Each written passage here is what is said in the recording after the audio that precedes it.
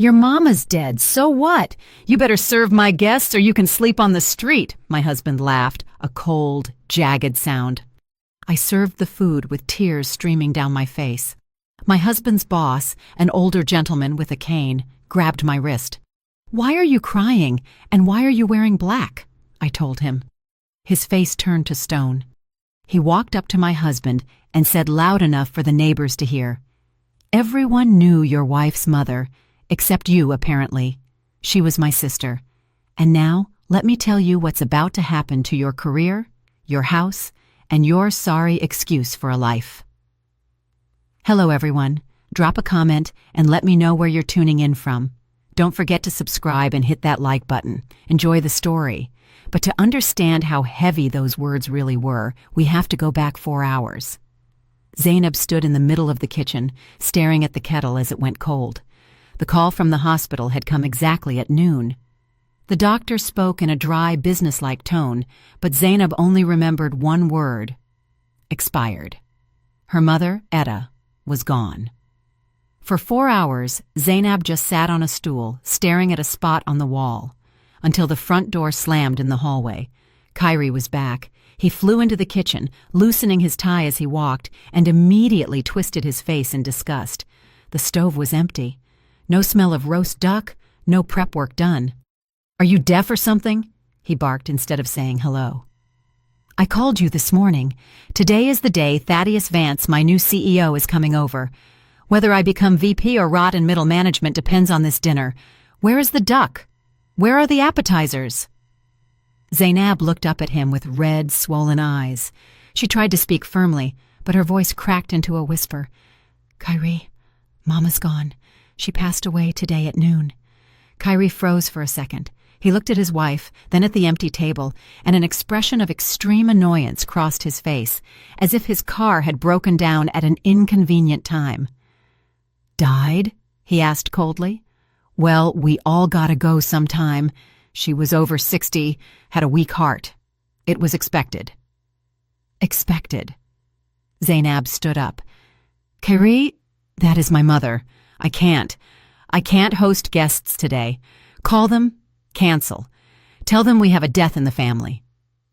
Kyrie stepped right up to her. He was a head taller and knew how to use his height to intimidate. He grabbed her by the shoulders and shook her hard. "You don't seem to understand," he hissed in her face. "Vance isn't the kind of man you say no to. He's driving all the way across town to see how his potential VP lives. If you start playing the tragedy card and mess this up, I will throw you out right now onto the street." Zainab looked out the window. Beyond the glass, the February wind was howling, sweeping snow against the gray apartment complex. She had no money, no keys to her mother's apartment because she'd left them at the hospital. She had nowhere to go. "You wouldn't do that," she said quietly.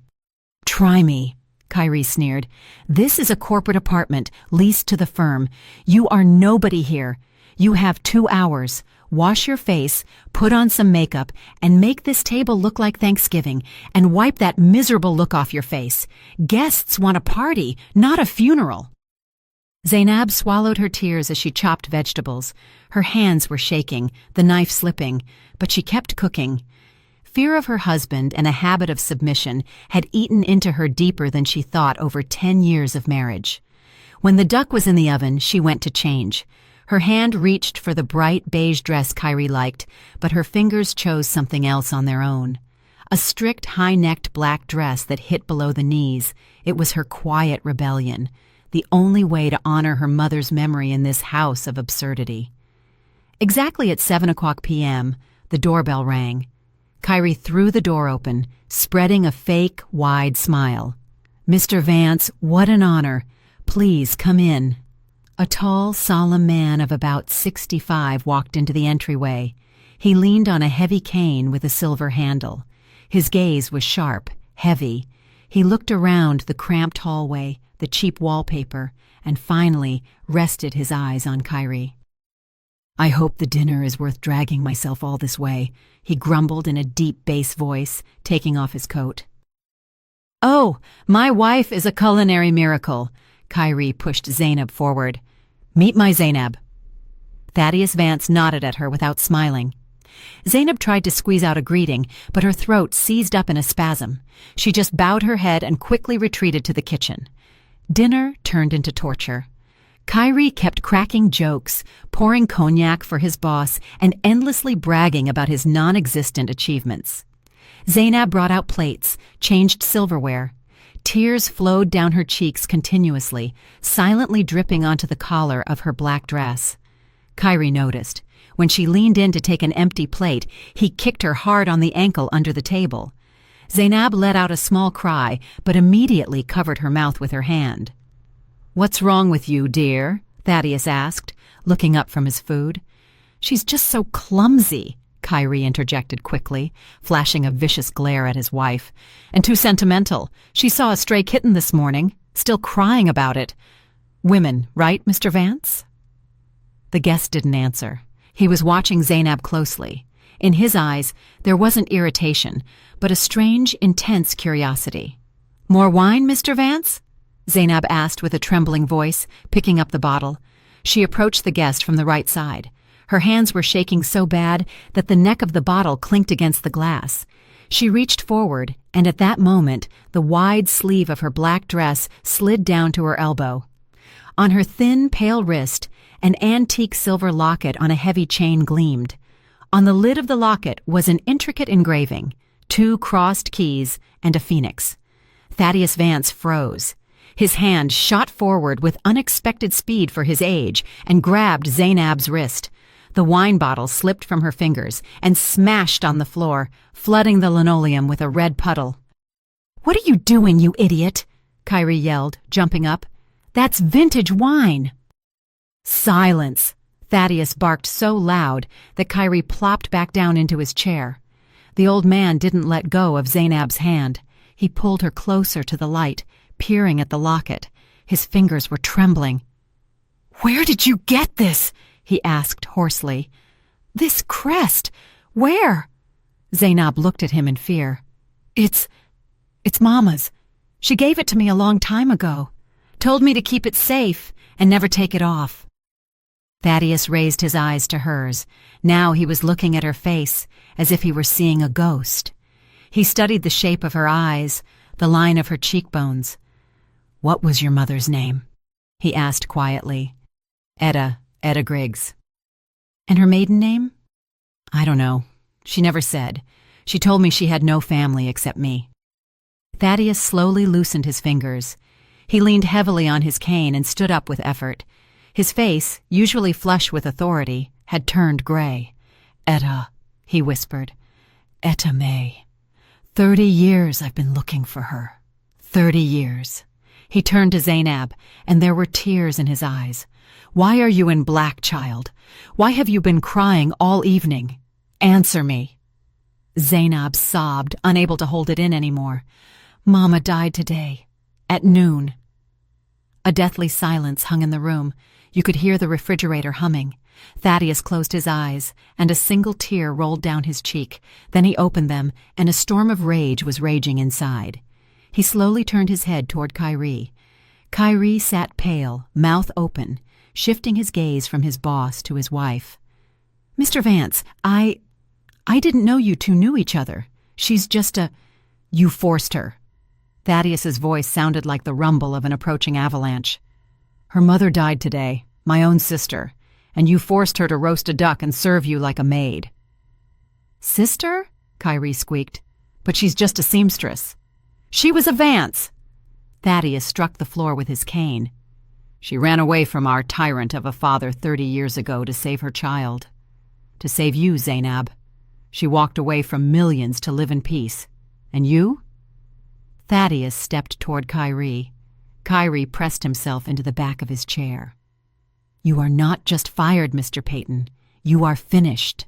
Tomorrow morning, no decent company in this city will even open your resume. I will personally see to it that you are sweeping parking lots for the rest of your days."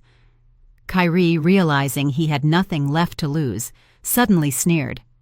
His face twisted with malice. "Oh, is that right? Well, both of you can go to hell. Just keep in mind, Mr. Vance, you are currently in my apartment.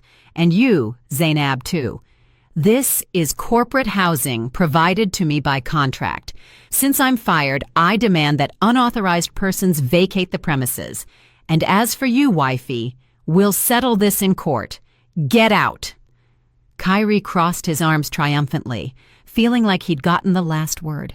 Thaddeus suddenly started laughing. It was a terrifying, dry laugh. He pulled his phone from his pocket, dialed a number, and put it on speaker. "Legal department, this is Vance. Pull up the file on the Peyton apartment. 45 King Drive, Unit 12. Whose books is it on?" The voice on the phone answered clearly and loudly. "Mr. Vance, that real estate is not on the holding company's books. 5 years ago, that building was transferred to the private Vance Family Trust. According to the trust bylaws, direct heirs of the family have ownership rights." Thaddeus hung up and looked at Kyrie, who had started sliding off his chair. "You didn't live here because you're a valuable employee, Peyton. You lived here because my security team has long suspected where Etta might be. And we kept this property just in case. This apartment belongs to the trust, and the sole heir of my sister is right here." Thaddeus pointed his cane at Zainab. "So it's not you kicking us out. It is Zainab who will decide right now if you stay under the roof she owns." Kyrie shifted his gaze to his wife. For the first time in years, genuine animal fear appeared in his eyes. Zainab wiped her tears and took a step forward. "Get out," she said quietly but firmly, pointing at the door. Kyrie backed away, hit his back against the doorframe, and suddenly his face distorted. Fear was replaced by a wild, cornered rage. He lunged sideways, grabbed a heavy crystal vase from the table, and hurled it with all his might at the wall next to Thaddeus's head. Shards flew everywhere. "You're the ones getting out!" he screeched, his voice cracking into a falsetto. "This is my house. I'm registered here. Just try and touch me!" He dashed into the hallway, and before Thaddeus could intercept him with the cane, slammed the heavy metal door right in their faces. One lock clicked, then the second, and the chain rattled. "I'm calling the police!" His muffled scream came from behind the door. "Hello, 911? Get here immediately. 45 King Drive. My wife got drunk, brought some thug over. They're breaking furniture, threatening to kill me. She's having a psychotic episode. She's unstable." Zainab stood on the landing, staring at the closed door of her own apartment. She heard her husband continue to lie hysterically into the phone, describing her non-existent drunkenness and aggression. "We need to break the door down." Thaddeus gripped the handle of his cane until his knuckles turned white. "I'll call my security." "No." Zainab shook her head. She had no strength left to fight. "The police will believe him. He knows how to be convincing. And look at me, crying in a stranger's apartment, on paper. They'll take us to the precinct until they sort it out. I don't want to spend the night of Mama's death in a holding cell." Thaddeus sighed heavily, admitting she was right. He draped his cashmere coat over her shoulders since her things were still inside. "Let's go. You can't stay here." They drove in silence. The city outside the window was drowning in wet snow, turning into blurred spots of light. Thaddeus's car was huge, warm, smelling of expensive leather, but Zainab was shivering with chills. She thought about Mama, about how her body was lying somewhere in a cold morgue, while her daughter was driving into the unknown with a man she was seeing for the first time. Thaddeus's home turned out to be not just a house, but a real estate in a gated community in the suburbs. Inside, it was quiet and empty. He led her into a massive living room where logs were already crackling in the fireplace and poured hot tea. "Why did she run?" Zainab asked, staring at the fire. "If you all are so rich, why did we live counting pennies?" Thaddeus sat in the armchair opposite. He looked like a tired old man, the mask of the formidable boss having slipped off. "Our father was a terrible man, Zainab. He built an empire on bones. To him, people were resources and family was an asset. He wanted to marry Etta off to a partner's son, a cruel and depraved man, to seal a merger deal. Etta begged him not to do it, but father said, 'You will do what benefits the family.'" Thaddeus rubbed his face with his palms. That night she vanished, took only a small bag and that locket. She changed her name, her documents, cut all ties. I looked for her, hired detectives, checked databases. But she was smart. She knew how to hide. She chose poverty over a golden cage. She was afraid Father would find her and take you away, or that I would become just like him. "And did you?" Zainab asked quietly. "I tried not to be," he answered hollowly, "but business requires hardness. Now that I've found you, everything I have is yours. Money, connections, lawyers. We will crush your husband. We will get the apartment back. You will want for nothing." Zainab set the cup on the table. The clink of porcelain sounded too loud. "I don't want your money, Mr. Vance, and I don't need revenge right now. I want only one thing, to bury Mama, with dignity, and then I'll decide how to live." The next 2 days passed in a fog. Thaddeus took on all expenses. He organized the service at the best funeral home in the city. Zainab barely slept, dealing with documents, choosing the casket, the wreaths. Kyrie didn't show up. He barricaded himself in the apartment, didn't answer calls, and seemed to have vanished from the face of the earth. The day of the funeral was gray and windy. Not many people gathered at the cemetery, a few neighbors, a couple of Mama's former colleagues from the sewing factory. Zainab stood by the casket, looking at her mother's peaceful face. She seemed so small amidst the white satin. The pastor began to read a prayer. Zainab closed her eyes, listening to the monotone chant, when the cemetery silence was broken by the screech of brakes. A black SUV pulled up to the gates. Kyrie stepped out. He was clean-shaven, wearing an expensive suit he'd bought with money Zainab had saved for a vacation.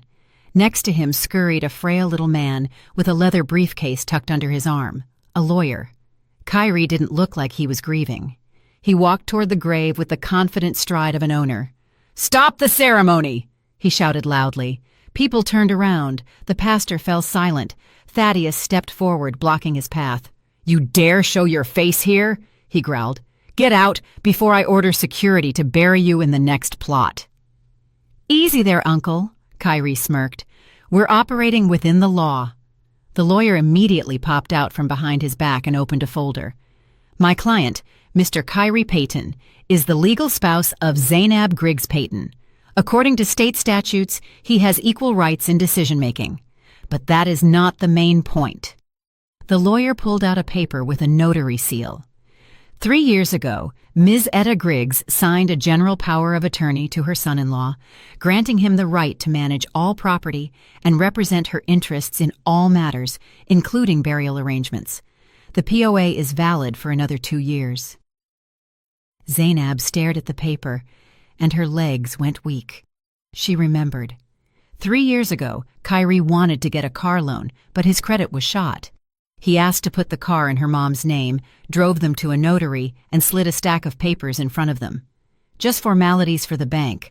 Sign here and here, babe. We're late," she had signed without looking. "So what?" Thaddeus looked at the document with disdain. "This doesn't give him the right to disrupt a funeral." "It does," Kyrie interjected, adjusting his tie. "As my wife's mother's legal representative, I contest the burial site. I believe this cemetery is too expensive and inconvenient. I demand the process be halted and the body transferred to the city morgue until the dispute is settled."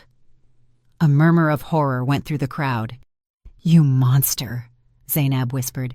"You want to take Mama's body? Why?" Kyrie walked right up to her. He smelled of expensive cologne and cognac. "It's very simple, Zainab," he said quietly, so only she could hear. "You are going to sign a deed of gift for your Mama's old plot of land out in Oakwood Heights, right here, on the hood of my lawyer's car, and we continue the funeral.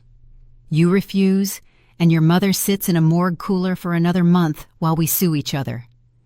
Zainab looked at him and didn't recognize him. This wasn't just a selfish man, this was an enemy. "The land?" she asked, confused. "That overgrown lot with the shack? It's just rotting wood and weeds. Why do you want it? It's worth nothing." Kyrie smiled smugly. "That's none of your business. Maybe I want to grow tomatoes. So, what's it going to be? You signing, or is Mama going back into the cold?" Thaddeus, standing nearby, suddenly frowned. He whipped out his phone and quickly typed something. "Oakwood Heights, Lot 34, he muttered, looking at a cadastral map. His face changed. He looked up at Kyrie, and in his eyes there wasn't just contempt, but an understanding of the scale of the villainy. "Ah, you little vulture," Thaddeus drawled. "What is it?" Zainab asked. Thaddeus turned the phone screen to her. "Zainab, he isn't planning to grow tomatoes. Yesterday, the governor signed the final plan for the new federal interstate expansion. It goes right through Oakwood Heights." Zainab still didn't understand. She looked at her husband, whose cheek had started to twitch nervously. "So?" "So," Thaddeus said harshly, staring Kyrie in the eyes. "The state is buying out these lots under eminent domain, but not for the price of a shack. The land in this zone has been rezoned for commercial use. The compensation for your lot, Zainab, will be around $1.2 million. The crowd gasped. Zainab shifted her gaze to Kyrie. He knew.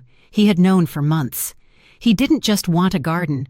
He wanted to steal over $1 million from her, blackmailing her with her dead mother's body.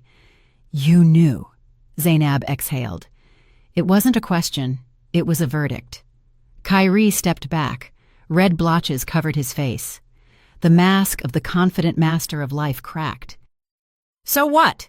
he snapped. "We're family. It's community money. Sign it, or I swear this coffin goes back to the city right now." "It's going nowhere," came Thaddeus's calm voice. He didn't shout. He just made a hand signal, and two sturdy men in black overcoats who had been standing by the cars silently approached Kyrie and his lawyer. "Your document is worthless trash," Thaddeus said to the frail lawyer. "A power of attorney can be revoked in a split second. Zainab, say it." Zainab straightened up. For the first time in days, she felt not pain, but a cold, ringing rage. "I revoke the power of attorney right now in front of witnesses." Kyrie's lawyer turned pale and snapped his folder shut. "In that case, we have no legal grounds to interfere. Mr. Payton, we'd better go." "What?" Kyrie screeched. "Who are you listening to? I pay you. Do something." But Thaddeus's guards had already gently but firmly taken them by the elbows. "The service continues," Thaddeus announced loudly to the pastor. "And these gentlemen, please escort them to the gate." Kyrie tried to break free, shouting curses, yelling that he would sue everyone, but his voice was drowned out by the wind. A minute later, the black SUV peeled out and disappeared around the bend. The funeral proceeded peacefully.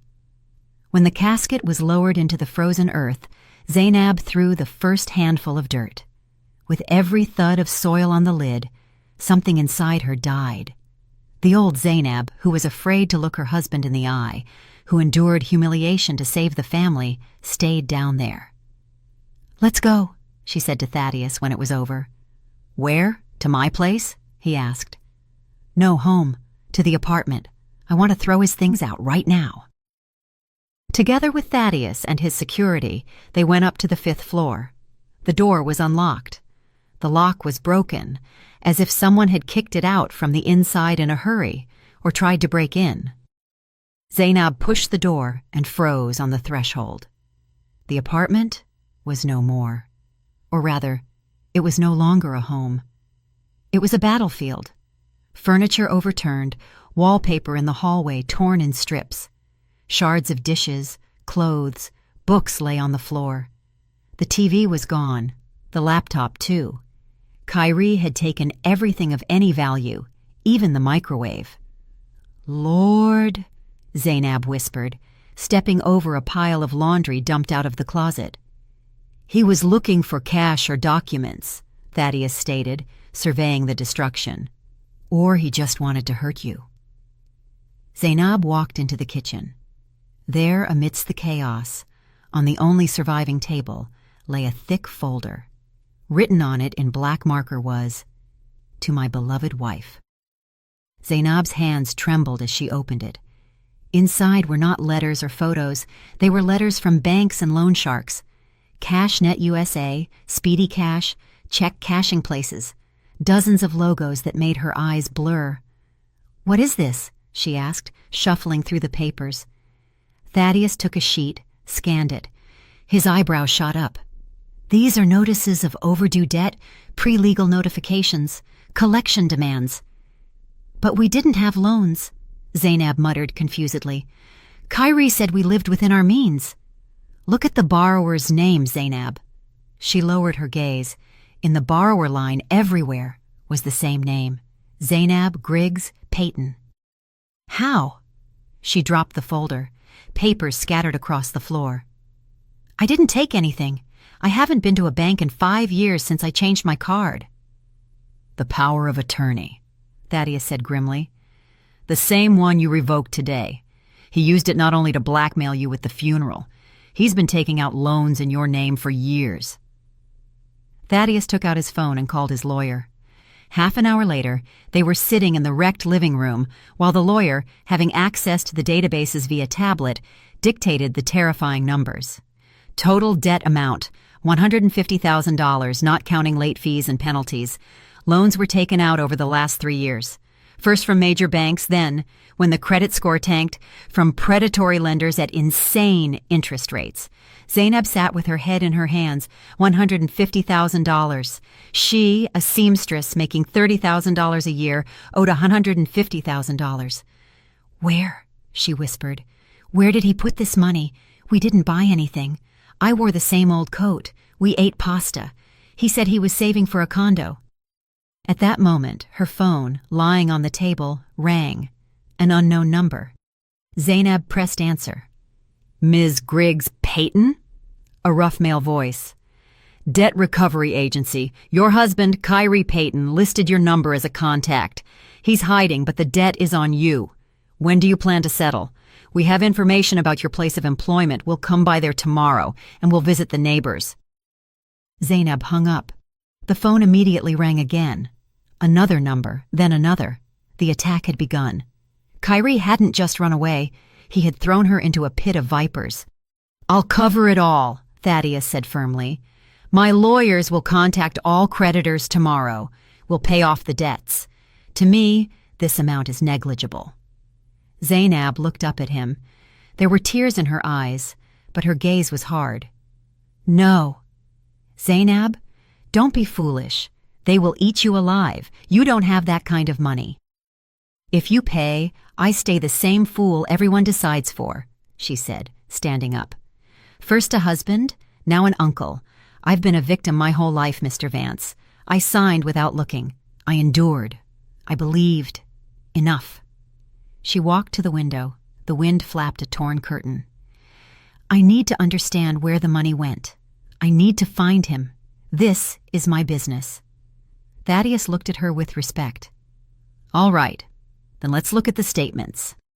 The lawyer had already accessed the account activity.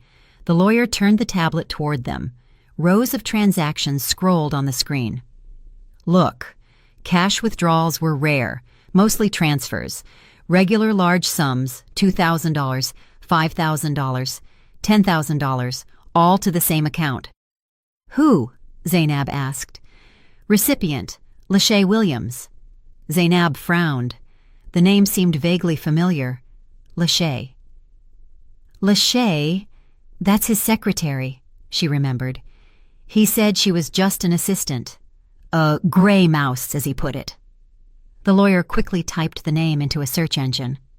Well, regarding Gray Mouse, I'd argue that, he chuckled. He opened a social media page. Looking back at them from the screen was a glamorous woman in furs, posing in front of the Eiffel Tower, expensive restaurants and beauty salons. Lachey's Luxe Bar, the lawyer read. Elite beauty salon downtown, opened 2 years ago. Owner, Lachey Williams. Thaddeus whistled. That's where your $150,000 went, Zainab. Your husband wasn't gambling. He was building a business for his mistress. With your money. Zainab stared at the photo. On one of the shots, taken at the salon opening, Lachey was cutting a red ribbon, and in the background, in the shadows with a glass of champagne, stood Kyrie. He was smiling like he never smiled at home, happily and proudly. She zoomed in on the photo. Lachey was wearing a necklace, the very same one Kyrie claimed he was saving for, showing Zainab pictures in magazines and promising to get it for their anniversary. Sorry, babe. Prices went up. Couldn't do it, he had said then. Rage, cold and calculating, finally displaced the fear. Zainab took the tablet and checked the salon's address. 10 Peachtree Street, she read. What are you going to do? Thaddeus asked. Zainab walked to the mirror in the hallway. It was cracked, but she saw her reflection. Pale face, black dress, hard eyes. I'm going there. I want to look into this business lady's eyes. I'm taking back what belongs to me. She turned to Thaddeus. Mr. Vance, I need your help. Not money. I need a good auditor, right now. We're going to this salon not to cause a scene. We're going to conduct an inspection of my investments. The auditor arrived in an hour. It was a strict woman in glasses with a folder of documents. Together with Thaddeus and his security, they headed downtown. Lachey's Luxe Bar shone with glass display windows, marble, gold leaf, huge chandeliers. Everything screamed of luxury paid for by Zainab's tears. She pushed the heavy glass door and walked in. The receptionist, seeing 2 security guards, turned pale and reached for the panic button, but Thaddeus shook his head. I wouldn't advise it, he said calmly. We're here for the owner. Lachey came out of her office a minute later. She was even more striking than in the photos. Tall, well-groomed, in a silk dress that clung to her. Zainab froze. Lachey's belly was noticeably round, 5 months along at least. Lachey looked Zainab over with a contemptuous gaze from head to toe, lingering on her simple black dress.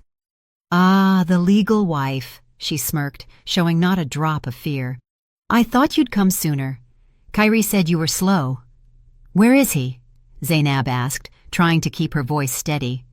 No idea. Lachey shrugged and walked to a velvet sofa, sinking heavily onto it. The coward ran off, left me to clean up his mess. But it's fine. The baby and I will manage. She expressively rubbed her belly. Is that Kyrie's child? Zainab asked hollowly. Of course. We're a real family, Zainab. Not like you two, strangers in one apartment. Kyrie loved me and he just used you. Zainab stepped forward. This salon was bought with my money, with loans he took out in my name. I'm taking everything. Lachey laughed, a loud, biting laugh. You're taking nothing, Mouse. Look at you. You're nobody, and I have the best lawyers. And do you know what we have on you? She pulled a folder from a desk drawer and tossed it in front of Zainab. Open it. Zainab opened it. It was a photo of her, disheveled, face red, screaming, waving a knife in the kitchen. It was 6 months ago. Kyrie had driven her to hysterics with his nitpicking. She was cutting meat. He started yelling. She turned with the knife in her hand, crying. Turns out he was filming. Wife in a state of affect threatens to kill husband, Lachey commented. And there's a video where you're sleeping on the floor after taking sedatives, bottles all around. Kyrie set it all up. We'll prove you're mentally unstable, an alcoholic, and a danger to society. You'll be declared incompetent, and Kyrie will be appointed your guardian, which means all your rich uncle's inheritance. She nodded at Thaddeus. Haas will be under our control. Thaddeus stepped forward, his face darkened with anger. Do you realize who you are talking to, girl? He growled. A has-been tycoon who couldn't find his sister for 30 years, Lachey snorted. Your time is up, old man. It's the era of the young and bold. Get out of my salon, or I call the police, and show them these photos right now. Zainab felt her strength leaving her. They had planned everything, every humiliation, every tantrum. It was all part of the plan. She silently turned around and walked out to the street. Thaddeus caught up with her, trying to say something, to comfort her, promising to destroy Lachey in court. But Zainab didn't hear. She needed a place where she could breathe. Take me to Mama's, she asked, to her apartment. Thaddeus drove her. He wanted to go up with her, but she asked to be left alone. She needed to say goodbye. Etta's apartment met her with silence and the smell of medicine. Everything was just as it was when Mama was alive. The old sofa, the rug on the wall, the Singer sewing machine by the window. Zainab ran her hand along the back of a chair. Mama sat here in the evenings, sewing orders to help her and Kyrie with money, even though she lived hand-to-mouth herself. Zainab began to pack things, clothes into bags to give to the church, books into boxes. She opened the closet and saw the old dressmaker's mannequin covered in worn fabric. Mama called her Miss Hattie. She modeled her best dresses on it. Zainab hugged the mannequin, pressing her cheek against the cold fabric, and wept. Tears flowed like a river, washing away the remnants of her self-control. Suddenly, her fingers felt something hard under the fabric of the mannequin near the neck. There was a seam, but it had come undone. Zainab pulled at the thread. Hidden inside the stuffing was a small bundle. She pulled it out. It was a thick notebook with an oilcloth cover. A diary. Zainab sat on the floor right amidst the boxes and opened the first page.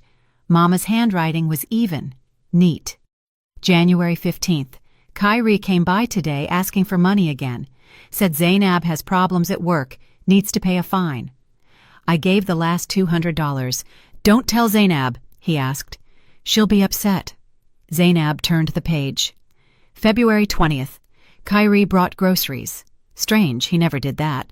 Then started talking about the land. Says, sell it, everything's rotting there anyway. I said, no, it's a memory of Zainab's father. We met there. March 10th. Kyrie was yelling. He was scary. Said I'm a stupid old woman sitting on a pot of gold. I didn't understand what he meant. My heart seized up.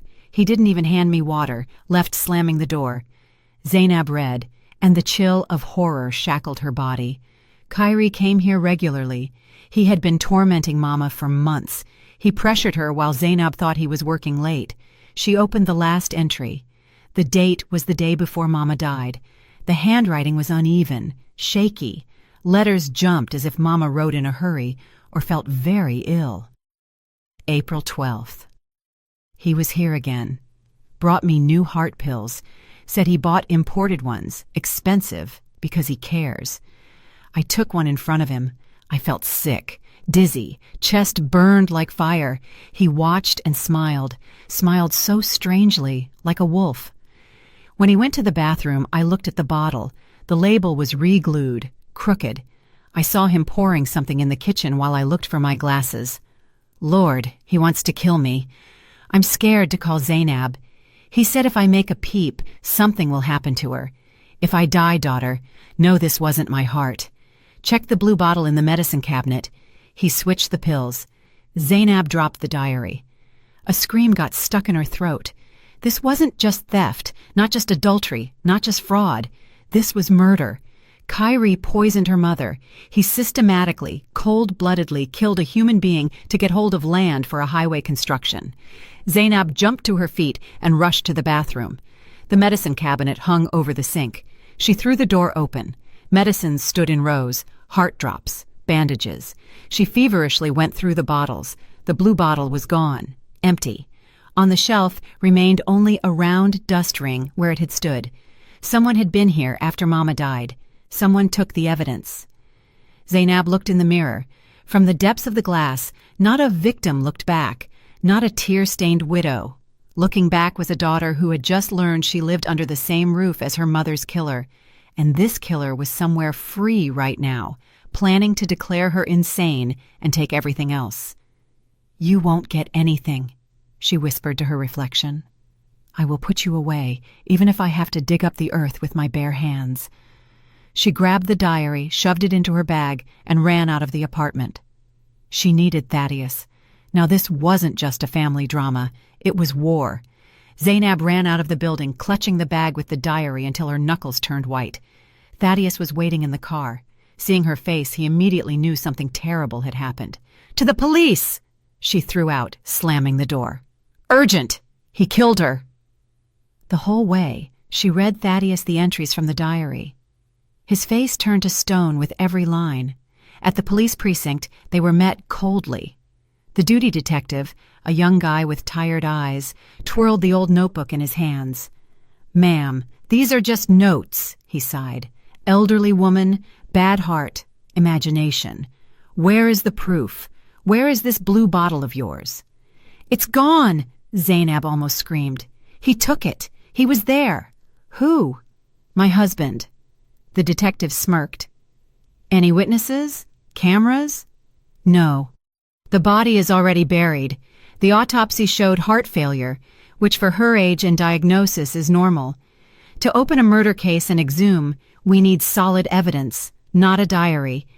Maybe she mixed up the pills herself? Or you, forgive me, are making this up on nerves to get back at a cheating husband. Zainab walked out of the office feeling helplessness squeezing her throat. The law was blind, and Kyrie was acting. That same evening, Thaddeus turned on the TV in the living room of his mansion. A talk show, City Speaks, was on the local channel. In the studio, on a soft couch, sat Kyrie. He looked perfect. Modest black suit, tragic expression, slightly red eyes. "I just want my wife back," he said with a trembling voice, looking straight into the camera. "We lived 10 happy years, and then this rich relative appeared. He turned her head with money, took her away, hid her in his castle. Zainab isn't herself right now. She's under the influence. She didn't even let me into her mother's funeral, can you imagine? Didn't let me say goodbye to my beloved mother-in-law." The host nodded sympathetically. "And is it true you were kicked out of your own home?" "True." Kyrie wiped a non-existent tear. "I'm staying with friends right now, but I won't give up. I love Zainab. I will save her from that golden cage." And then a special guest was invited to the studio. Out walked Ms. Bernice, Kyrie's mother, a small, withered woman in a headscarf. She started sobbing from the first second. "My son is a saint," she wailed. "He worked 2 jobs for Zainab, and she's ungrateful. Drove her mother to the grave with her indifference, and now wants to leave my husband penniless. Good people, don't believe her. It's all that cursed money." Zainab watched the screen and felt cold hatred boiling inside. Ms. Bernice, the mother-in-law, who for years nagged her about every speck of dust, who came to their home with her own key and rearranged pots. "Stop. Key." Zainab froze. Ms. Bernice had a key to their apartment. But did she have a key to Etta's apartment? She remembered one episode. A year ago, Mama ended up in the hospital, and Zainab asked her mother-in-law to water the plants while she stayed at the hospital. She gave her the key ring, and Ms. Bernice returned them only a week later. "I forgot to give them back, honey. Got lost in my purse," she said then, with a sweet smile. What if she made a duplicate? What if she took the bottle? Kyrie is a coward. He might have been scared to go back to the crime scene, knowing Zainab might be there. But his mother? His mother would do anything for her baby boy. "I need to meet her," Zainab said, turning off the TV. "With who? With that actress?" Thaddeus was surprised. "Yes. She knows more than she's saying, and she's greedy." The next day, Zainab called her mother-in-law. Ms. Bernice's voice on the phone dripped with poison. "What do you want, Judas? Conscience woke up?" "Ms. Bernice, I want peace," Zainab said firmly. "I saw the show. I'm tired of fighting. I have a proposal regarding the inheritance. I'm willing to give Kyrie part of the land money if you stop this circus in the press." A pause hung on the line. Greed battled with hatred. "Come to my place," the old woman grumbled. "Kyrie isn't here. He's meeting with lawyers. We'll talk." Zainab went alone. Thaddeus was against it, but she insisted. She hid her phone with the voice recorder on in the inside pocket of her coat. Miss Bernice's apartment smelled of peppermint oil and old dust. She met Zainab in a robe with a shawl carelessly thrown over it. She led Zainab to the kitchen without even offering tea. "Well?" She sat at the table, crossing her arms. "How much you giving?" "5 million, Zainab lied, referring to a smaller portion of the assumed inheritance. "But I need guarantees." The old woman's eyes glinted greedily. 5, too little. The land is worth way more. Kyrie gets 5 or nothing. I can drag the courts out for years." Ms. Bernice chuckled. "Fine. What do you want?" "I want to know the truth." Zainab leaned forward. "About the pills."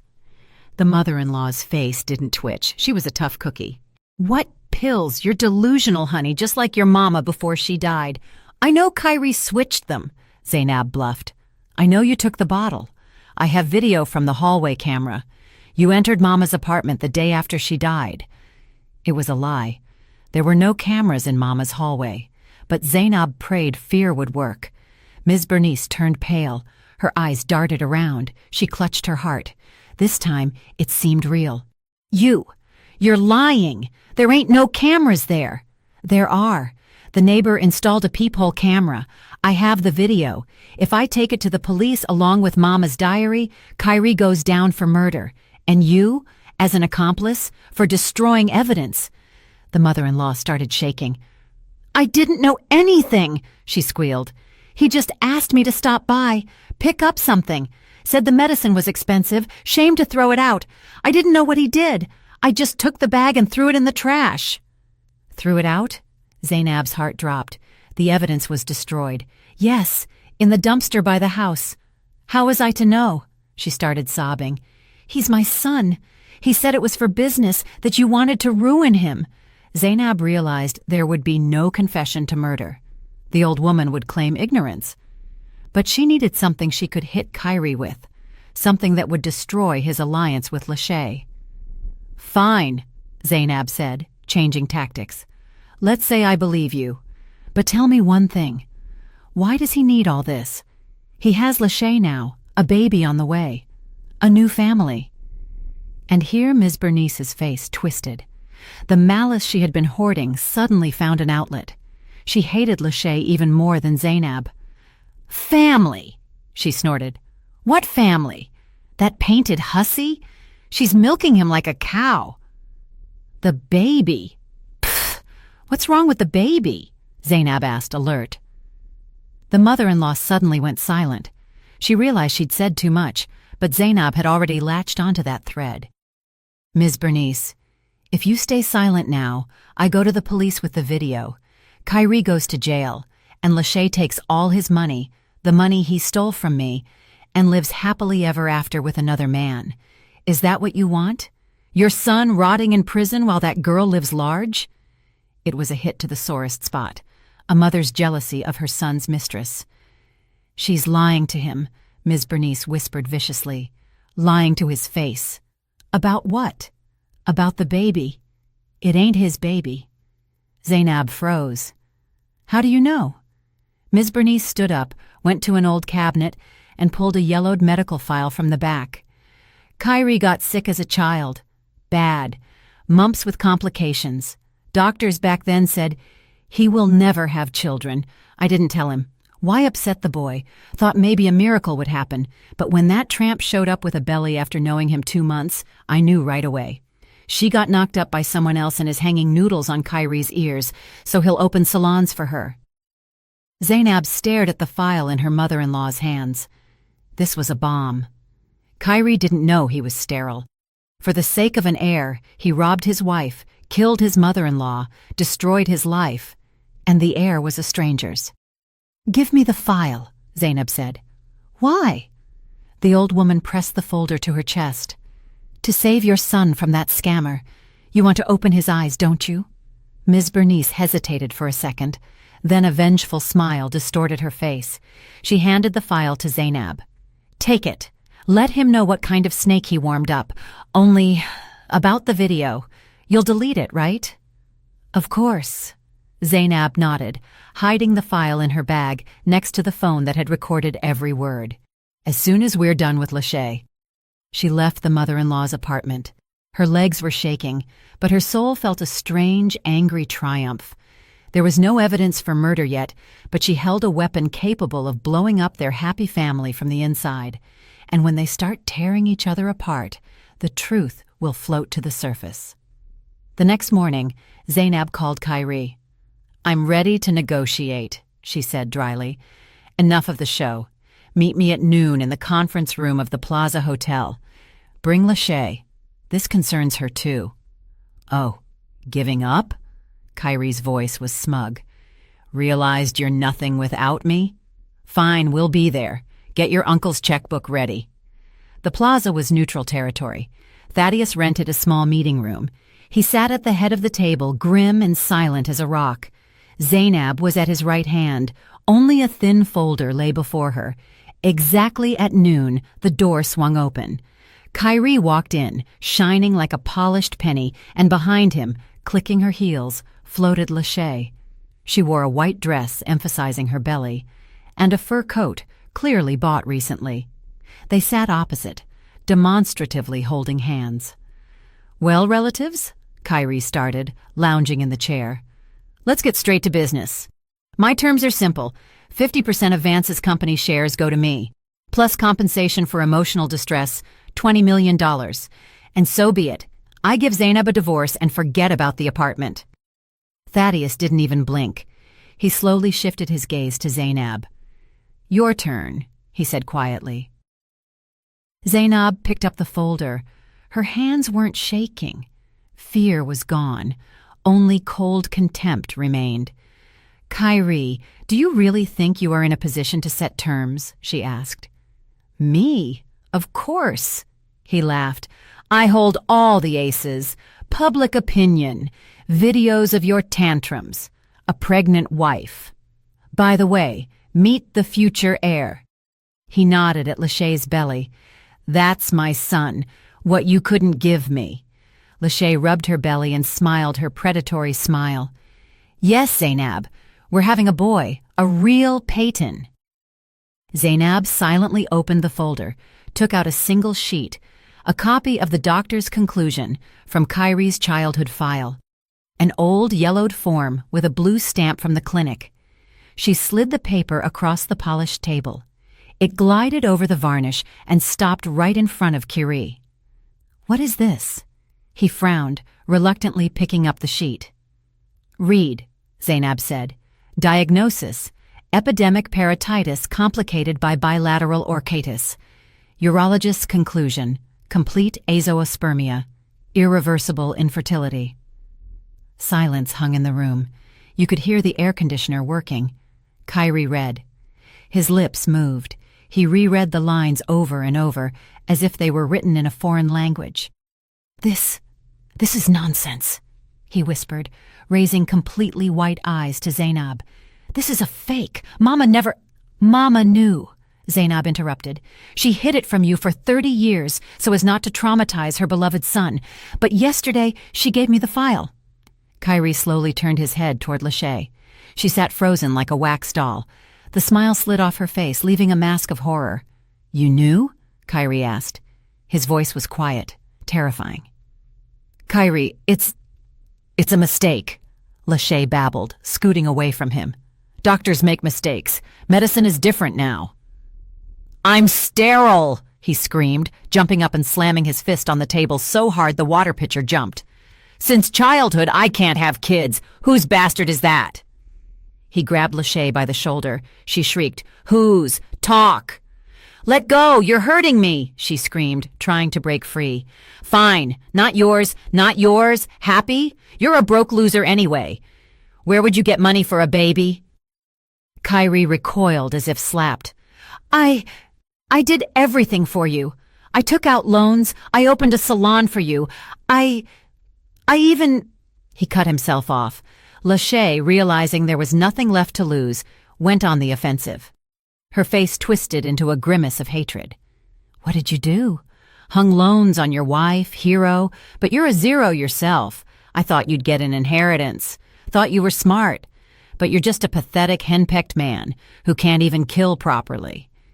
It became so quiet in the room that the air seemed to ring.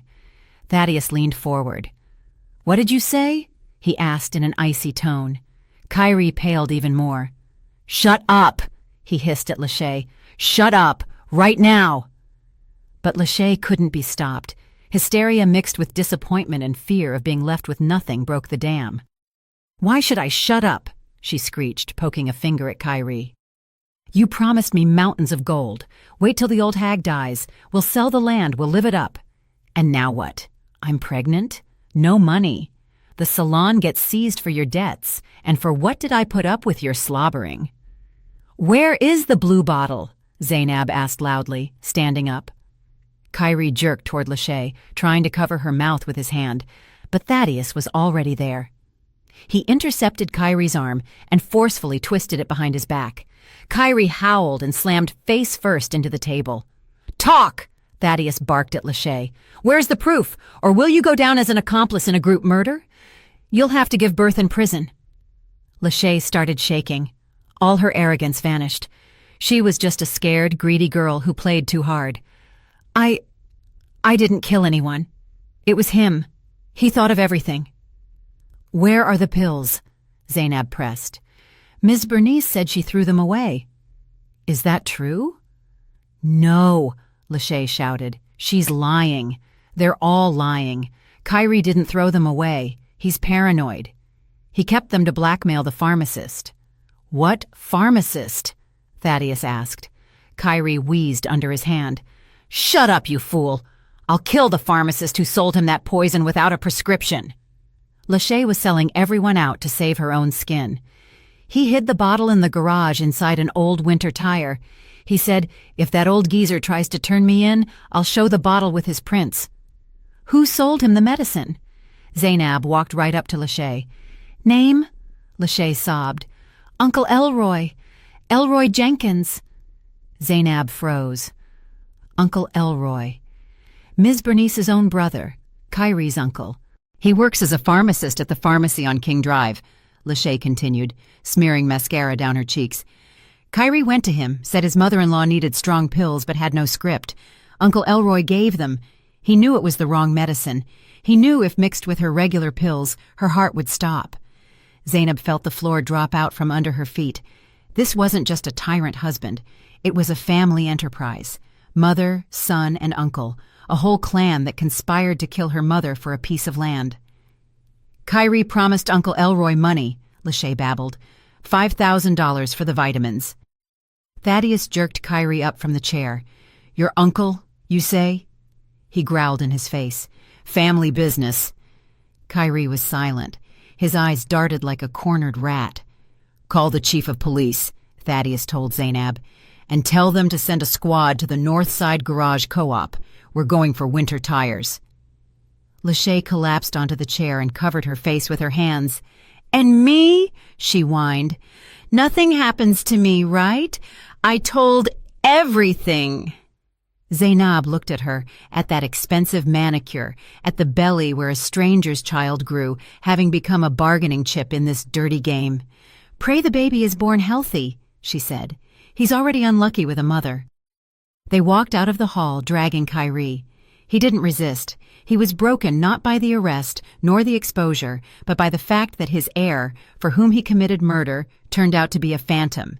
His male ego was destroyed, and that hurt more than handcuffs. But for Zainab, everything was just beginning. Now she had to find the bottle and look Uncle Elroy in the eye. The task force worked lightning fast. Thaddeus pulled all his old strings, and within an hour, the pharmacy on King Drive was cordoned off. Elroy Jenkins, Uncle Elroy, was taken right behind the counter. He didn't even have time to take off his white coat. During the search in the back room, they found not only unaccounted drugs, but a black ledger. There, among entries about selling codeine syrup to junkies, was one line: KP, special order, $5,000. Deposit, date matched, initials too. But while the police were filling out protocols and driving to the garage for that very bottle, Kyrie disappeared. In the chaos, when he was being let out of the hotel under a promise not to leave town, the investigator didn't have an arrest warrant in hand yet, only Lachey's testimony which needed verifying. He managed to bolt. He asked to use the bathroom, climbed out through a narrow window into the back alley, and dissolved into the city. 2 hours later, a notification from the bank came to Zainab's phone. Withdrawal of funds, $3,500. Balance, $0. It was the last money, the remainder of Mama's savings, which Zainab had transferred to a safe account, access to which, as it turned out, Kyrie also had through hacked online banking. He cleaned out everything, she told Thaddeus, looking at the screen. "I don't have a dime, not even for bread." "That's not a problem." Thaddeus was already pulling out his wallet. "I'll give you whatever you need, and you're coming to stay with me. The apartment isn't safe. He's free." "No," Zainab cut him off. She stood in the wind by the pharmacy building, wrapping herself in her thin coat. "I won't go to your mansion, Mr. Vance. I won't hide. That is my apartment, my life. If I run now, he wins. He'll think I'm afraid." "You should be afraid." Thaddeus raised his voice. "He's a cornered beast." "So am I," she answered quietly, "and I have teeth too." She returned to the trashed apartment. It was freezing. Kyrie, leaving either in a fit of rage or to force her out, had shut off the valves on the radiators and broken them so they couldn't be opened without tools. Outside it was 4 degrees Fahrenheit, inside barely 40. Zainab didn't cry. Tears ran out. She put on 2 sweaters, wool socks, lit the gas stove in the kitchen to get at least a little warm. She took Mama's diary out of her bag, but not to read about the pills. She opened it from the back, where the sketches were. Mama drew dresses, not the dreary robes she sewed to order for neighbors. She drew real beauty, flowing silhouettes, strict lines, unusual collars. "Collection for my Zainab" was written in the margins. Zainab walked to the sewing machine. The old singer was the only thing Kyrie couldn't carry away. Too heavy. Fabrics. There were no fabrics. Kyrie had hauled out all the stocks of expensive silk and wool Mama had saved for years. Zainab looked around. In the corner lay the old curtains Kyrie had torn down. Thick, heavy velvet the color of dark wine. On the floor, his discarded shirt of good cotton. "Fine," she said aloud. "We'll sew from what we have, from the wreckage." She sat at the machine. Her hands remembered the movements. The scissors cut the fabric with a predatory crunch. She cut not by rules, but by instinct. The curtain turned into a complex skirt, the husband's shirt into a corset with stiff inserts. She sewed all night. The cold bit her fingers, but she didn't stop. This was her therapy, her revenge. Every stitch was like a nail in the coffin of their marriage. By morning the dress was ready. It was strange, gothic, but insanely beautiful. A phoenix dress rising from ashes and dirt. Zainab put it on, let her hair down, stood before the cracked mirror, turned on the camera on her phone, and started a live stream on social media. She had few followers, a couple dozen acquaintances, but she titled the stream, "How My Husband Stole $150K from Me, Killed My Mother, and Left Me to Freeze. My Confession." "Hi," she said into the camera. "My name is Zainab, and this dress is sewn from curtains my husband tore down when he trashed our apartment." She started telling the story, calmly, without hysterics. She showed the apartment, the ripped-out outlets, the icy radiators, the empty fridge. She showed Mama's sketches. "He thought he would break me by taking the money, but he didn't know my inheritance is poverty. It's these hands and this talent Mama passed to me." People started tuning in. First 10, then 100. Someone reposted. The story started to go viral. Comments poured in like a waterfall. "Stay strong. What a horror. Where is this scumbag?" By lunch, thousands were watching. People started sending donations for food, for a heater, for a lawyer. Thaddeus called her. "Are you out of your mind? You're provoking him." "I'm making him famous," she answered. "Now not only the police are looking for him, but the whole internet." And it worked. An hour later, a message appeared in the comments. "I saw him an hour ago. Route 66 Motel, mile marker 50, red Toyota, plates covered in mud. He was buying gas in a canister at the station nearby." Zainab passed the info to Thaddeus. He sent people, but Kyrie was already gone from the motel. The clerk said the guest acted weird, twitchy, constantly looking at his phone, and then saw Zainab's stream. Someone on staff was watching it at the front desk. "He turned white," the clerk said, "saw her showing the apartment and people writing support. He hissed something like, 'She's using this for PR too,' grabbed the gas can and drove off." "Where?" Thaddeus asked over the phone. "Toward the city."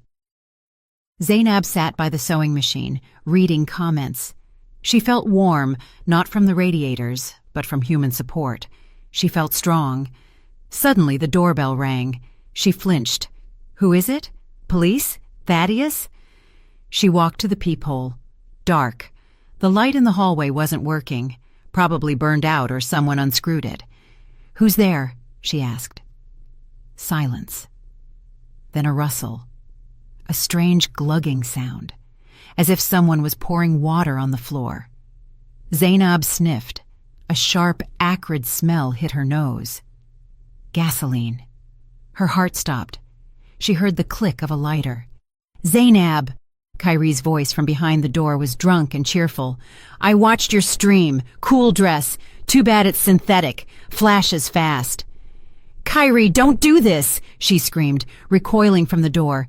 "You wanted fame?" he yelled. "You wanted to burn me in front of the whole world? Well, burn yourself along with your rags and that damn diary." A sharp whoosh. A snake of fire crawled under the door. The old linoleum in the entryway flared instantly. The wooden door, upholstered in faux leather, caught like a torch. Zainab rushed back into the room. The way out was cut off. Fire greedily licked the walls, devouring the wallpaper. Smoke was already filling the hallway in black billows. She grabbed the diary and her phone, ran to the window. 5th floor, concrete and ice below. The door to the room began to char. Kyrie hadn't run. He stood there behind the door laughing. He hadn't come just to scare. He came to finish what he started with her mother. Destroy the witness and the evidence in one strike. Smoke poured from under the door in thick black clouds, instantly filling the entryway.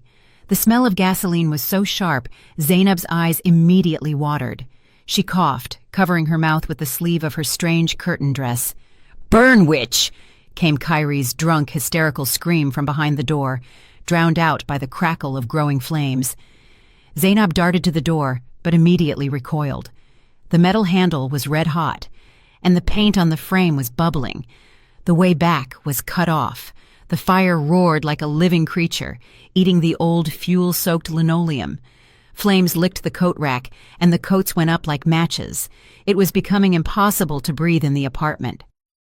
Heat came in waves, mixing with the freezing cold coming from the broken window, but the fire was winning. Zainab grabbed the most valuable things from the table, Mama's diary and the phone. There was nothing else to save. The Singer machine was too heavy. The fabrics had already caught fire. She rushed to the window she had broken herself with a chair minutes ago. She leaned out. 5th floor. Below, a concrete courtyard covered in a crust of ice and dirty snow. Wind hit her face, burning her skin with frost, but behind her was scarier. "Help!" she screamed, leaning over the sill. People were already gathering in the yard. Neighbors ran out of the building in robes and jackets thrown on hastily. Someone pointed a finger at her window. "Jump to the balcony roof!" A guy yelled from below, waving his arms. "4th floor! The balcony is glassed in, but it has a roof!" Zainab looked down. The balcony roof below was narrow, sloped, and icy. One wrong move, and she flies down to the asphalt. In the room behind her, something crashed loudly. Probably the wardrobe fell. Tongues of flame danced on the ceiling, creeping toward the chandelier. Breathing became impossible. Zainab realized, either she crashes or she burns alive. She swung a leg over the sill. A sharp shard of glass sticking out of the frame slashed her calf, but she didn't even feel the pain. Adrenaline drowned everything out. She stood on the outer ledge, clutching the brickwork with white knuckles. The wind tore at the hem of her long velvet dress, trying to throw her down. She took a breath, squeezed her eyes shut, and let go, sliding down. The impact was hard. She landed on the tin roof of the 4th floor balcony. Her legs slid on the ice. She fell on her side, hitting her hip painfully, and rolled toward the edge. Her fingers frantically scratched the smooth metal, trying to find any grip. At the last moment, when her legs were already dangling in the void, her hand hit the metal bar of the railing. She gripped it with a death grip. Sirens wailed in the distance. Into the yard, crushing snowbanks and pushing parked cars aside, flew a red fire truck. "Ladder fast!" commanded a voice on a megaphone. Zainab hung by one arm, watching columns of black smoke and sparks erupt from her window overhead.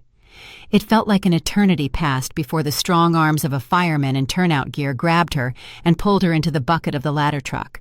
As soon as her feet touched solid ground, medics ran to her. They threw a thermal blanket over her, started asking something, measuring pressure, but Zainab didn't hear them. She stared at the entrance. 2 police officers were dragging someone to a patrol car. It was Kyrie. He wasn't running. He wasn't hiding. He looked absolutely insane. His face was smeared with soot, jacket unzipped. Despite the freeze, he was laughing, throwing his head back, and that laugh was scarier than the fire itself. "Burn, baby, burn!" he yelled, spitting saliva. "So it doesn't go out. No apartment, no evidence, no diary, no jail. I solved everything. I'm a genius." A cop pressed his head down hard, shoving him into the back seat. "That's my wife up there," Kyrie continued to squeal as the door slammed. "I warmed her up. She was cold without heat. I'm a good husband." Zainab met his eyes through the glass. There was not a drop of remorse in them, only the wild animal thrill of destruction. He saw her, alive, wrapped in a foil blanket. His face twisted into a grimace of disappointment and hatred. He started thrashing in the car, trying to kick the window out until the cops calmed him down with a baton. Thaddeus arrived in 20 minutes. He found Zainab in the ambulance. She sat clutching the saved diary, smelling of smoke. "How are you?" he asked, his voice trembling. "I'm okay," she said quietly. "But he's a finished man." "He's arrested," Thaddeus said harshly. "Attempted murder, arson, destruction of property. He won't wiggle out of this." But they underestimated Kyrie, or rather, his ability to survive at someone else's expense. 3 days passed. Zainab lived in a small apartment downtown that Thaddeus temporarily rented for her. She refused to go to his mansion, wanting to keep some independence, but agreed to security at the door. The news Thaddeus brought was discouraging. "He got a lawyer," the uncle said, tossing a folder of documents on the table. "And not just a public defender. He's being defended by Reginald Sterling, the most expensive and unscrupulous lawyer in the state." "How?" Zainab was surprised. "Kyrie has no money. I blocked all accounts, and what he stole, he spent on Lachey and debts." "That's the thing." Thaddeus rubbed the bridge of his nose. "He found money. A lot of money. Sterling doesn't take cases without a giant retainer." "But where?" "From his mother." Zainab froze with a cup of tea in her hand. "From Ms. Bernice?" "But she complained she was a poor pensioner." "She lied. She had savings, old reserves, gold, antiques, family jewelry she hid in a bank box and at home in stashes. Kyrie, before driving over to burn your apartment, stopped by her place." Thaddeus opened the folder and showed the police report. He drugged his mother with tea laced with sleeping pills. While she slept, he cleaned everything out, cracked the safe, took the keys to the deposit box, took everything, and immediately pawned it, giving the money to the lawyer. He robbed his own mother. Zainab couldn't believe such a level of baseness. And now, this strategy works. The lawyer already filed a motion. They aren't denying the arson. They are claiming insanity. Thaddeus turned on the tablet. A recording of the lawyer's press conference played. A slick man in an expensive suit spoke into microphones. "My client, Kyrie Payton, is a victim of circumstances. Prolonged stress, financial collapse, death of a beloved mother-in-law, betrayal of a wife who left for a rich relative. His psyche couldn't take it. It was a nervous breakdown, a state of temporary insanity. He didn't understand what he was doing. He isn't a criminal. He is a sick man who needs help, not prison. We will demand involuntary commitment to a clinic." Zainab clenched her fists. "Clinic! In 6 months, he'll walk out with a certificate that he's healthy and roam free." "Exactly," Thaddeus nodded. "And the scariest part is they have a chance. Expertise can be bought, and Sterling knows how to deal with judges. We need ironclad proof that he planned the crime in advance, that he is cold-blooded and calculating. Mama's diary isn't enough. The lawyer will say it's the ramblings of a sick woman. Lachey's testimony isn't enough either. She's an interested party, a scorned mistress." The doorbell rang. Thaddeus's guard peeked into the room. "Ms. Griggs Payton, you have a visitor. A woman. Says she's your mother-in-law." Zainab and Thaddeus exchanged glances. "Let her in," Zainab said. Ms. Bernice walked into the room, and Zainab didn't recognize her. This wasn't the haughty lady who taught her how to cook greens, nor even the scared woman Zainab spoke to a couple of days ago. Before her stood a destitute old woman. She was dressed in an old worn coat, under which a nightgown was visible. On her feet were worn-down boots. Her face was gray, swollen from tears, hair disheveled. She stopped in the middle of the room, not daring to look up. "Zainab," she croaked. "Why did you come?" Zainab asked, not getting up from the chair. Ms. Bernice suddenly collapsed to her knees, right on the floor, banging her knees against the parquet. "Save me!" she wailed. "Save me for the love of God! He took everything, everything!" She crawled toward Zainab, reaching out, shaking hands. "I woke up and the house was empty. Safe open, jewelry box gone. He even took the wedding ring off my finger while I slept. I went to the bank.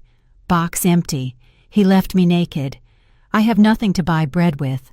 The marshal sealed the apartment for his debts. I was a co-signer. I was thrown onto the street." Zainab looked at her with disgust and pity. "You came to ask for money?" "I came to ask for forgiveness," sobbed the mother-in-law, grabbing the hem of Zainab's dress. "I was a fool. I thought he loved me. I protected him. I lived for him, and he stepped over me like trash. Zainab, he is a monster." "I know," Zainab answered coldly. "I told you that, but you chose his side. You gave him an alibi. You lied to the police." "I'll fix everything," Ms. Bernice screamed. "I'll tell everything. I'll go to court. I'll say he isn't crazy. He planned it all. He discussed with me how best to frame you. He laughed when he poisoned your mother. He is normal, Zainab. He's just a devil. I'll testify. I'll drown him. Just don't abandon me. Give me a corner. Give me even a penny. I'll die on the street." Thaddeus, standing by the window, chuckled. "A prosecution witness who sells her own son for a bowl of soup. That is a valuable asset." Zainab was silent. She looked at the woman who turned 10 years of her life into hell, who called her barren, even though she knew the problem was her son, who came to their house and rearranged things, demonstrating power. Now this power lay at her feet, smearing mascara on her cheeks. "Fine," Zainab said. "I will help you. I won't let you starve to death." Ms. Bernice raised her head, and a greedy spark flashed in her eyes. "Thank you. Thank you, daughter. I knew you were kind. You aren't like him. How much will you give me? I need to rent a small apartment, and for food, and a new coat." "I will give you a future," Zainab interrupted her, "but I have conditions." "Anything. I'll sign any papers." "Papers later. First repentance." Zainab stood up and walked to her mother-in-law. "We are going to the cemetery to Mama right now. Mr. Vance will bring a camera. You will stand before her grave and apologize. You will tell everything. How you knew about the pills, how you helped your son hide evidence, how you hated us. You will say it not to me, but to her, the dead one." Ms. Bernice started shaking. "On camera? But everyone will see." "My friends, neighbors—" "You have no more friends and neighbors," Zainab said harshly. "You only have a choice.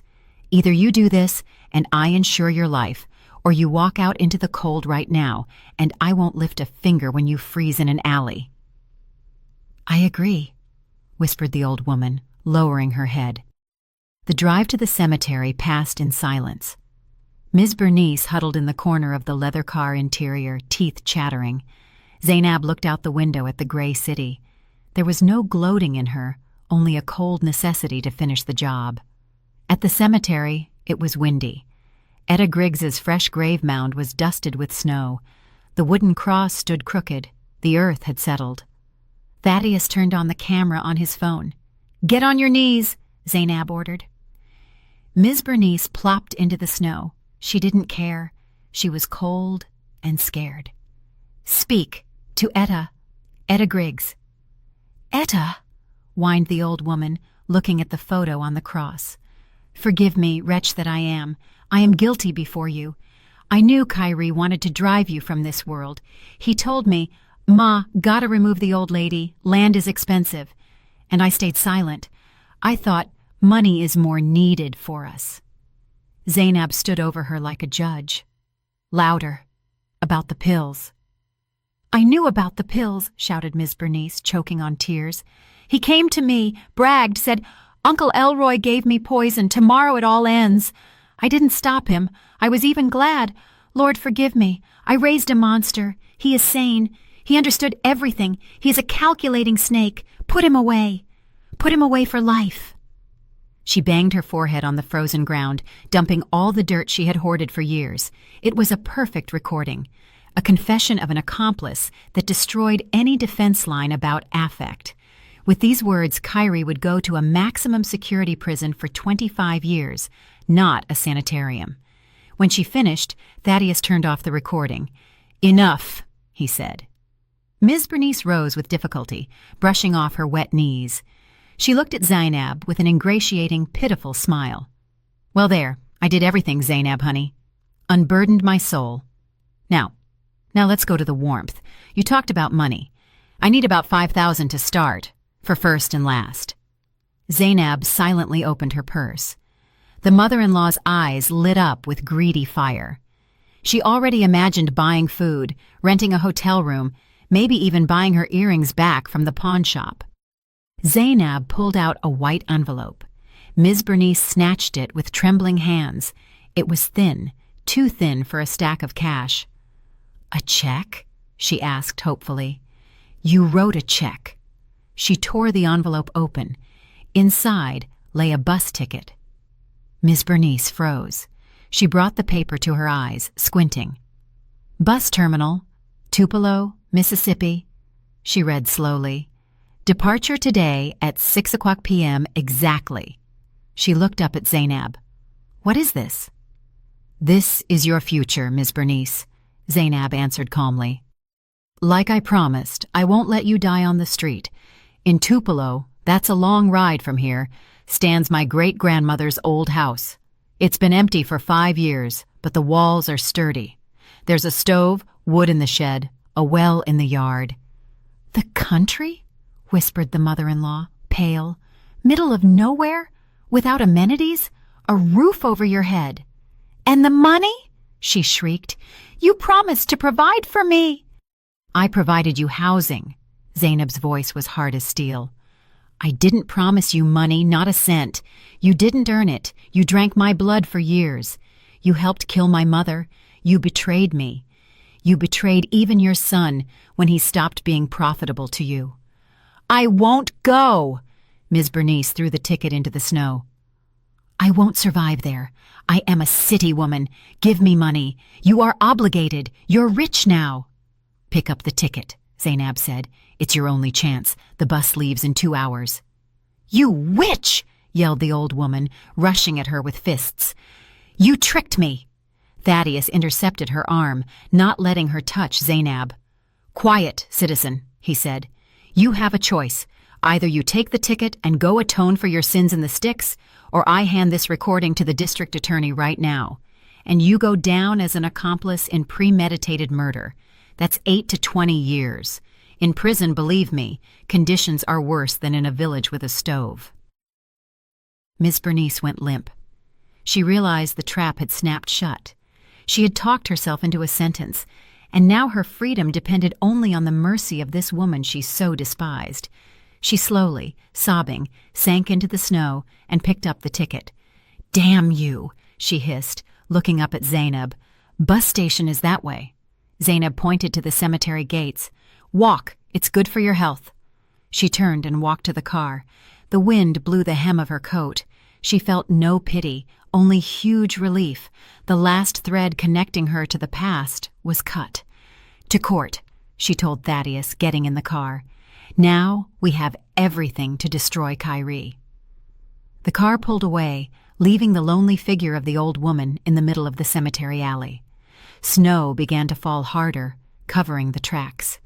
6 months passed. The courthouse was surrounded by journalists. This case became the loudest trial of the year in the city, the case of the Black Widower, as the papers dubbed it. Zainab stepped out of Thaddeus Vance's car. Camera flashes blinded her, but she didn't even blink. She wore a deep burgundy pantsuit sewn from her own sketch. Perfect cut, rigid shoulder lines, high collar. She no longer looked like a victim. She looked like a queen walking to a coronation. The courtroom was packed. When Kyrie was brought in, a whisper went through the rows. He had deteriorated badly over these months in county jail. Gaunt, lost weight, black circles under his eyes. His expensive suit hung on him like a sack. He scanned the room with a hunted look, seeking support, but saw only cold faces. Lachey wasn't there. She left town the day after the scandal, realizing there would be no money. His mother wasn't there either. She was sitting in a remote village without phone service. Zainab stood at the witness stand. "Ms. Griggs-Peyton, tell the court what happened," the prosecutor asked. She spoke for an hour and a half. Her voice was even, calm, without hysterics or tears. Every word drove a nail into Kyrie's defense. She presented Mama's diary, red lines written with a trembling hand about switched pills. She laid out bank statements showing transfers to Lachey's accounts and loans taken under a fraudulent power of attorney. She showed the video of the fire, where Kyrie laughs in front of the burning door, and finally, the main ace was played, the video from the cemetery, Ms. Bernice's confession. Dead silence hung in the room when the words of the defendant's mother sounded from the screen. "He is sane. He is a calculating snake. He planned the murder." Kyrie in the cage covered his face with his hands. His lawyer, Reginald Sterling, sat with a stone face, realizing the fee hadn't been earned. The version about temporary insanity crumbled to dust. "Defendant, do you have anything to say?" the judge asked. Kyrie raised his head. Tears of malice stood in his eyes. "It's all her!" he shouted, pointing a finger at Zainab. "She set it all up. She's a witch. She turned my mother against me. She stole my life." The judge banged the gavel. "Sentence will be pronounced now." 25 years. Maximum security, with full confiscation of property to pay debts and restitution to victims. When the bailiffs led Kyrie out, he tried to spit in Zainab's direction, but missed. His spit landed on a guard's boot, for which he immediately got a jab in the ribs. Zainab watched this without emotion. She felt no joy, only fatigue and the understanding that the page was turned. After the trial, Thaddeus invited her to a restaurant. "Zainab, I'm proud of you," he said, raising a glass. "You went through hell and came out a winner. I have a proposal for you. I want you to become the creative director at my holding company. We have a textile division, but it's dying. I need a person with your taste and character. Name your salary." Zainab smiled. 6 months ago, she would have fainted at such an offer. But now... "Thank you, Uncle Thaddeus, but I decline." "Why?" He was surprised. "I don't want to work for anyone, even you. I want to build my own." "And what will you do?" "I will restore the apartment, the one Kyrie burned, and open my atelier there. I'll call it Etta, in honor of Mama." Thaddeus looked at her with respect. "Good. The money from the land sale for the highway is already in your account. That's your startup capital. Go for it." Another month passed. Renovations in the burned apartment went around the clock. Zainab chose the paint herself, drew the layout herself. The smell of burning vanished, replaced by the smell of fresh wood and varnish. But one unfinished business remained. On the day of the atelier opening, Zainab got in her car and drove not downtown, but out of the city, to State Correctional Facility Number 5. The visitation room smelled of bleach and tobacco. Kyrie was brought in 10 minutes later. He was shaved bald, in a gray jumpsuit with a tag on his chest. He sat opposite through the glass and picked up the phone receiver. "Came to gloat?" he asked hoarsely. "To watch me rot here? Like it?" Zainab looked at him and tried to find in this person the one she loved for 10 years, but found nothing. Before her sat a stranger, an embittered stranger. "No, Kyrie, I came to pay your debts." "Debts?" He smirked crookedly. "You owe me half a life." Zainab pulled a folder from her bag and pressed it to the glass. "First, divorce decree. We were divorced automatically without your consent by court order. You are now a free man. Legally." Kyrie spit on the floor. "Second." Zainab pulled out another sheet. It was a bill. A regular restaurant bill, handwritten on letterhead with the logo Etta. What is this? Kyrie squinted. Remember that dinner 6 months ago when you forced me to cook duck and serve your boss on the day my mother died? Kyrie's eyes widened. Are you serious? Absolutely. I calculated everything. Groceries, room rental, and most importantly, waitress and chef services. At double rate for working on a day of mourning, plus emotional damages. Total, $800. She slid the paper through the slot under the glass. I deducted this amount from the money left from the sale of your car at the marshal's auction. So we are even. Kyrie stared at the paper and his face started turning red. You're sick, he screamed, banging his fist on the glass. You're crazy. $800 for dinner? I'll kill you. Time's up. Prisoner, barked the guard, grabbing him by the shoulder. Kyrie struggled, continuing to shout curses, but Zainab had already hung up the phone. She stood, adjusted the flawless collar of her coat, and turned to the exit. Hey, 142, shouted the guard at Kyrie.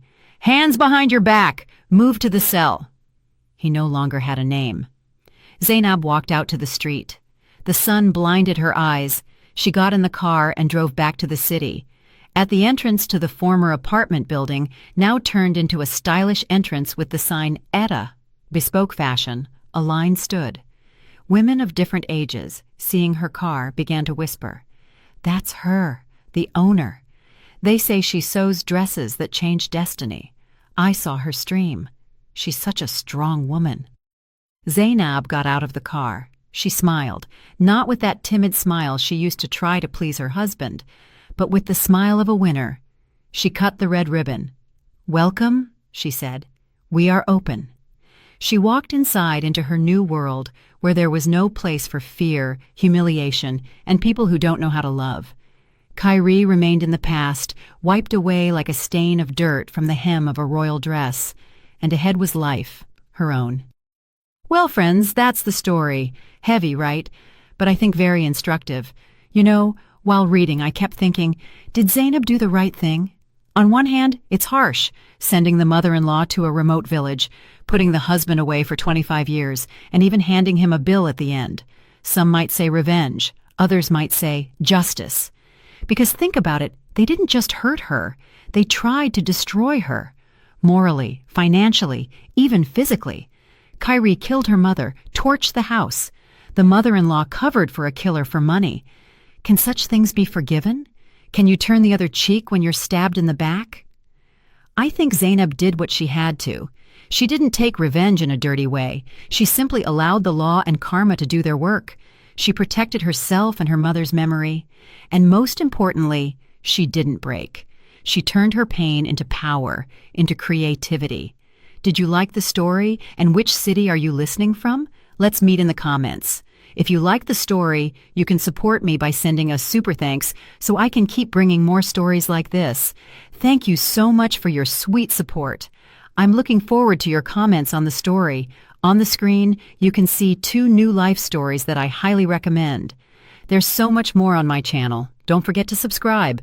See you in the next life story with love and respect.